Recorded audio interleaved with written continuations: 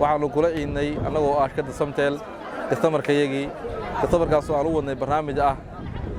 tijaabi nasiibkaaga oo qofku kaliya ku xiran tahay hal shardi oo ah Samtel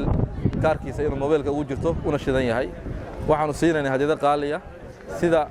buugaag maxaa la yiraahdaa qalabka maaragtay kafeega lagu qaato lacago sida hadal bilaash oo bilaa internet bilaa hadiyado aad u fara badan baa runtii lagu bixinayay customer-kuna maaragtay aad bay maaragtay u soo dhaweeyeen runtii shirkadda Samtel waan wakiil u ahay oo ah maamulka gobolka Kaar ee Samtel waxaan aad ugu faraxsanahay maanta barnaamijkan inaan u soo bandhigno bulshada macaamiishayada aadkii nagu sharafta badan ugu qiimaha badan barnaamijku waa socdaa ilaa 160 qof ayaa maaragtay hadiyado gudoomayay runtii waxaana si maaragtay ma sha Allah in dadka dhammaan ay yihiin macaamiish Samtel oo ay aad u amaaneen kuna liibaaneen haddii noqon lahayd adeeg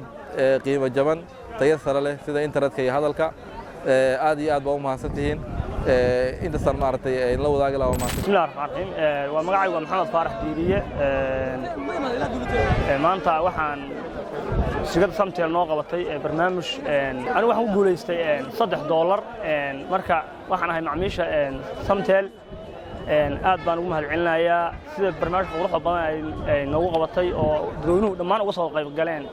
dhammaan waxaan leeyahay soo gala Samtel yaara kaarka qaata anigu hadda 2 kaar baan leeyahay Samtel khadka waa ka isticmaalaa waxa weeye hadalka waa ku isticmaalaa macaamiishana waxaan leeyahay ku soo yaaca si toos ah iyo si dhow iyo si guudba soo gala dhammaantii soo gala